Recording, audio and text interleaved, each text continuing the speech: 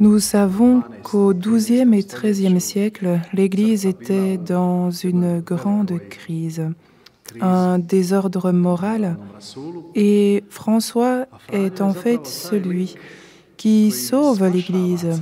Il sauve l'Église. Il était comme du sang frais, parce que Jésus lui dit de la croix ce qu'il devrait faire.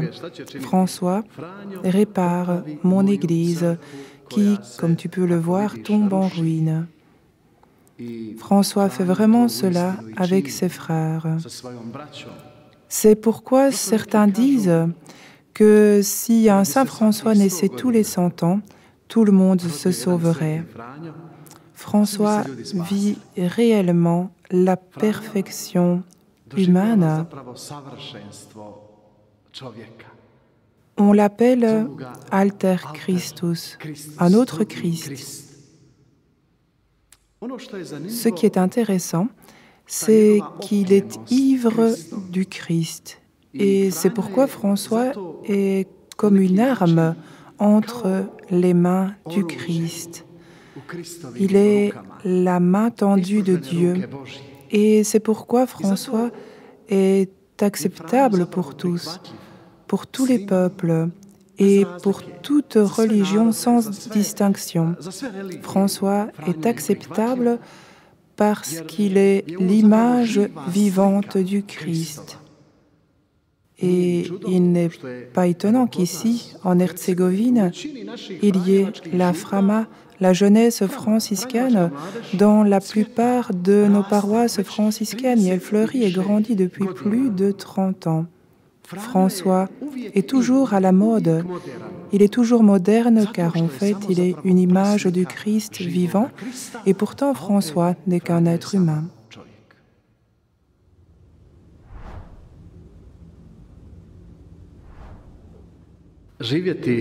Vivre dans le monde et ne pas être du monde est vraiment difficile. En fait, c'est vivre dans une autre dimension, ce que Dieu nous demande, ce qu'il attend de nous. Et c'est ce que saint François a parfaitement vécu. Et il peut vraiment être un guide et un exemple d'une telle manière de vie évangélique pour que nous ne soyons pas emprisonnés par ce monde.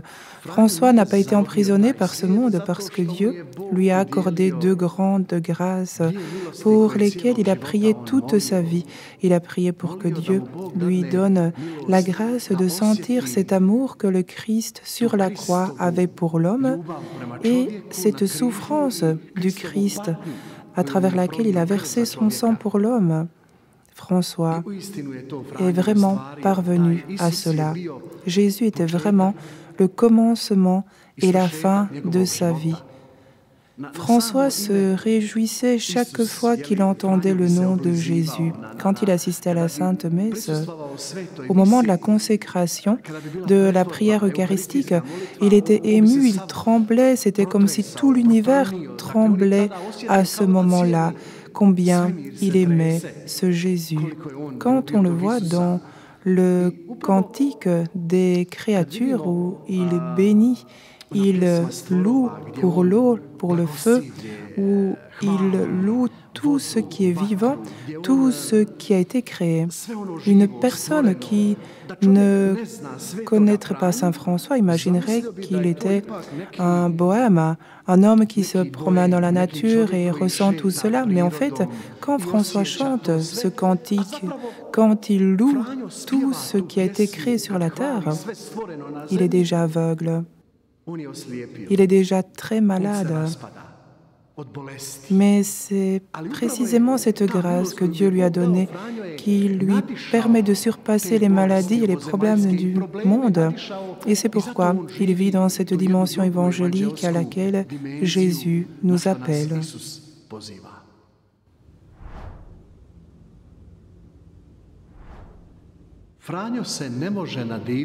François est en grande admiration devant Noël.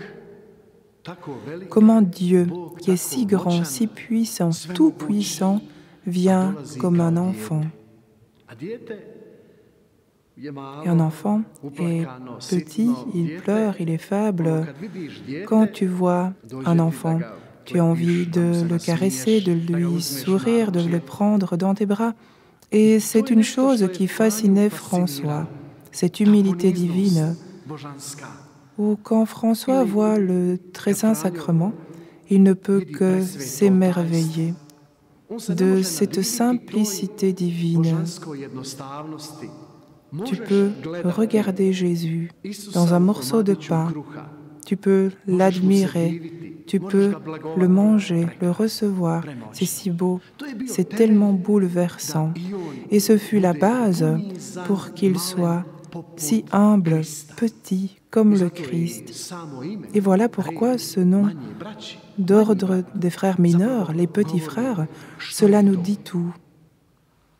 Rappelons-nous seulement, vers la fin de sa vie, c'est une chose qui est aussi bouleversante. Quand François dit à ses frères, « Mes frères, commençons tout depuis le début, car jusqu'à présent, c'est comme si nous n'avions rien fait, comme si nous n'avions rien fait. C'est un retour au début, tout recommencer. » Et c'est en fait l'essence de cette perfection à laquelle Jésus nous appelle. Nous ne pouvons pas ne pas pécher, mais la perfection consiste en fait à peut-être tomber, mais à se relever et à persévérer constamment dans ce relèvement. François revient toujours à ce commencement et François se considère lui-même comme étant le plus petit des frères. Il se considère comme étant l'homme le plus pécheur et c'est fort cela. Mais en fait, c'est aussi le cœur de la spiritualité franciscaine. Plus tu te rapproches du Christ, plus tu sens tes faiblesses. Et c'est pourquoi la grandeur de Saint François réside surtout dans sa petitesse et son humilité.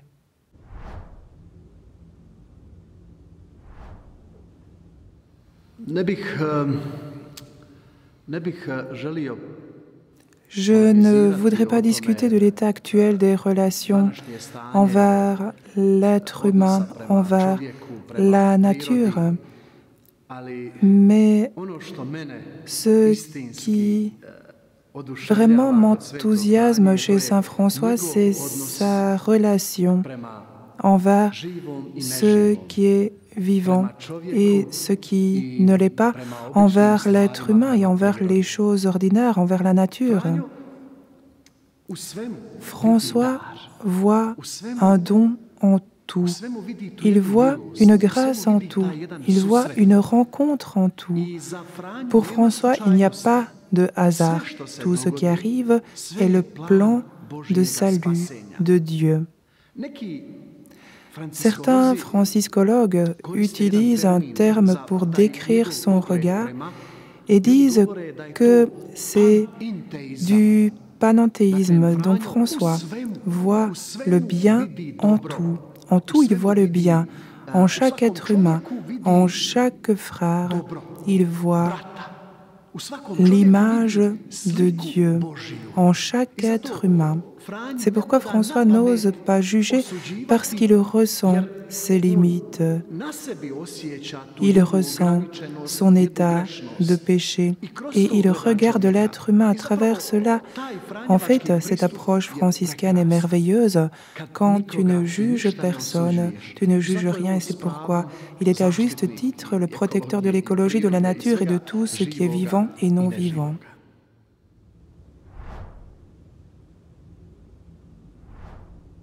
Merci et beaucoup de bien à chacun.